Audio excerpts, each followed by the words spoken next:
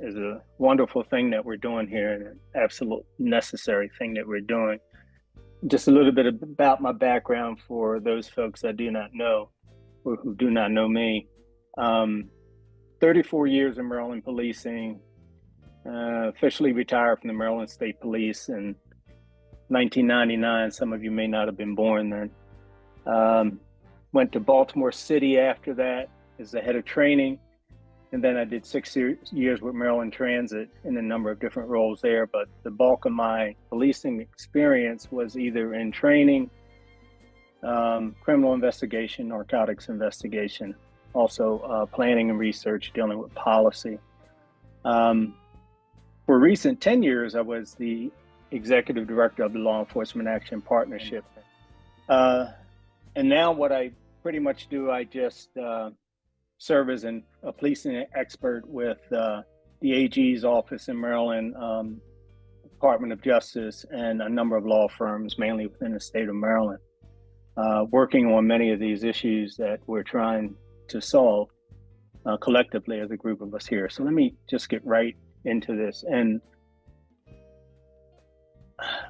God, what we've heard so far is just unbelievable. And I'll speak a little bit to what Tracy and Edwin said.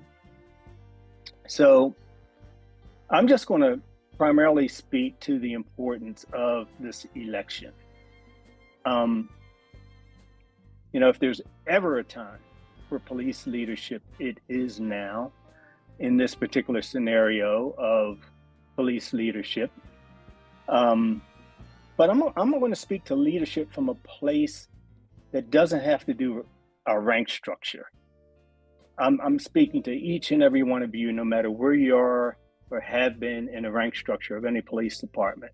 I'm talking about leadership regarding this election. I'm talking about leadership within your circles of influence in moving people to put Harris in place, to put her administration into the White House. I'm talking about the leadership of going out among our policing brothers and sisters, among your friends and family, among your church, wherever you are, whenever you're there, to speak to the importance of this administration. There are many reasons to support Harris and her administration, just beginning with basic morality and civility. I mean, that in and of itself is enough in my book. And let me just say that this is not an election of the lesser of two evils. Thank God it's not. We have one evil here.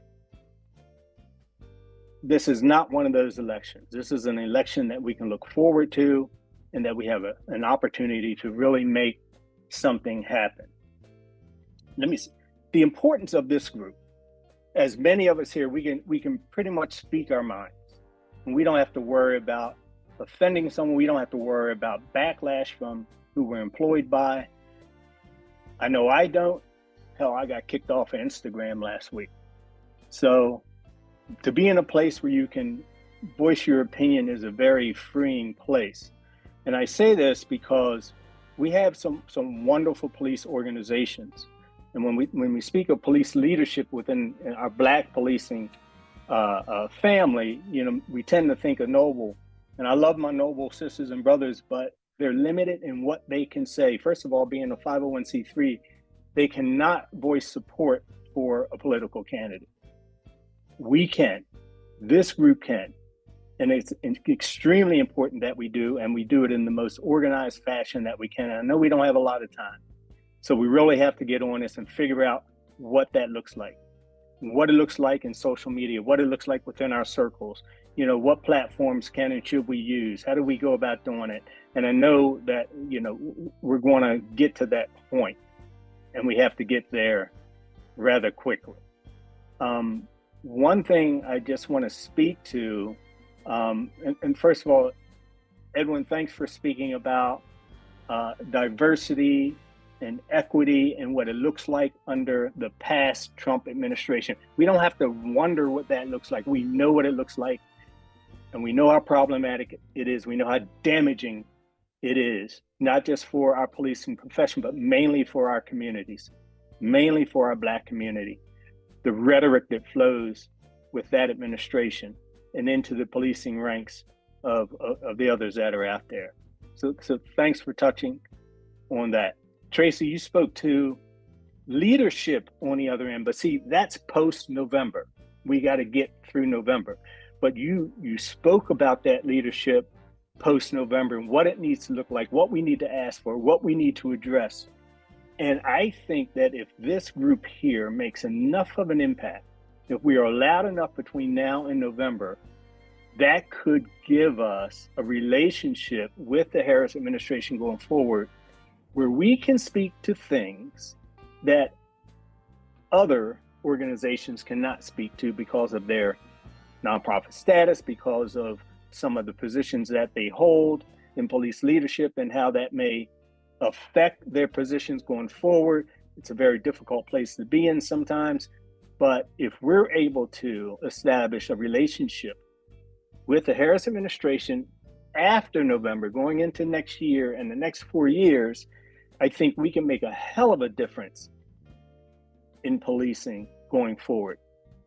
And I'll end here, because I think a significant place that we need to be effective is in the recruitment of folks who look like us. Because when you look at the data, when you look at the numbers, we've lost a lot of numbers since the 1980s. And it doesn't mean that if police officers look like us, that they're going to do better within our communities. We still have to teach, we still have to educate, we still have to hold accountable, but it makes it a lot easier. I mean, all you got to do is look at the Nichols case, read Nichols' case, and know that just because you look like us, it doesn't mean you're going to do the right thing, but it's our responsibility to ensure that those candidates do. And that's a whole nother piece of building a network going forward where we can not just recruit, but we can also teach and educate those who we do recruit. But we got to get to that point. And so that's within the next couple of months, less than 2 months, being able to establish a process of collecting our voices and making them heard in the right way so that we can have some success on the other side in November. And I'll stop.